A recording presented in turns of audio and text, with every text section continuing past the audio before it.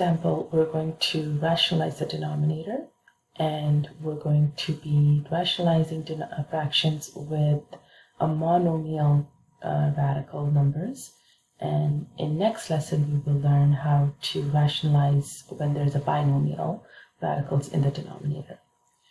And just a reminder again that both the numerator and the denominator needs to be multiplied when we're trying to do any operations with a fraction. So what are we going to do here? So let's take a look at the first example over here, which is 1 over root 13. So 1 over root 13 has a radical in the denominator, and we don't want that. We want this to be a rational number. That means we don't want a radical sign.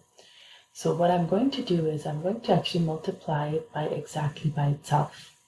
Okay, and if I do that, if I multiply the denominator by it, I have to multiply the numerator with that. So what happens when you multiply a radical number by itself? So remember what happens to it. Any number multiplied by itself gives you a perfect square. So that means I have a perfect square root now, and that will give me 13 back again. So we don't need to do this middle step anymore. So if you ever see a number, a square root multiplied by itself, we know it's just going to give you that number. So root 13 times root 13 will give you just a 13. In the numerator then, 1 times root 13 just gives you root 13. Yes, we did complicate our numerator, but again, we just don't want the denominator to have a radical number. The numerator is okay to have it.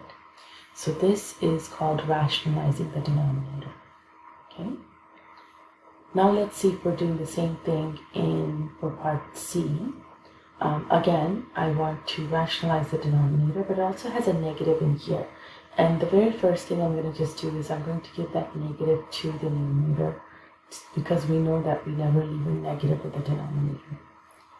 So again, the strategy is to multiply it with itself, which is root 6, and I do the same thing to the numerator.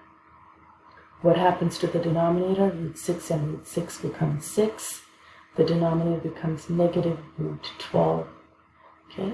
We always want to simplify it further. So we have rationalized it, but it's not in the simplest form yet.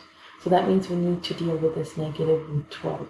So what we do there is we simplify into root 4 root 3 over 6, which becomes negative 2 root 3 over 6. And the 2 and 6 can actually reduce each other, which becomes negative 1 root 3 over 3. Okay, now it's in the simplest form. We can't really do anything between root 3 and a 3, because one is a radical and another is a whole number. Now some of you guys may have noticed that I could have actually reduced the 2 and 6 right away. And if our brain thinks about it right away, yes, we can do that. You could have reduced them in the very first step, making them 1 into 3. This would have just become 1, and this would have been root 3. We give the negative to the top, and again, to rationalize, multiply both of them by root 3, and that becomes negative 1 root 3 over 3. Definitely easier, but if you thought of it in the beginning, great. If not, then this method that we just did right here in green also gives us the same answer. So what I want you guys to do is I want you to try B and D on your own, and pause this video at this point. The answers are given to you. If you get the right answers, you can move to the next example. If you need to see how I work them through, just resume this video. Okay.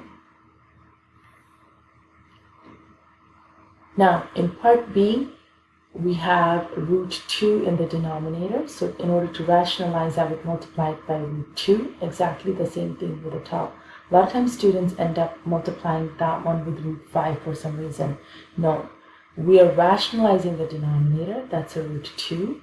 So that should be just a 2. And this would be again giving me root 10. We would want to check if we can simplify this any further, but root 10 can't be simplified. You cannot divide the 10 with a 2 because one is a radical and one is a whole number. So that's my final answer. In this last example over here,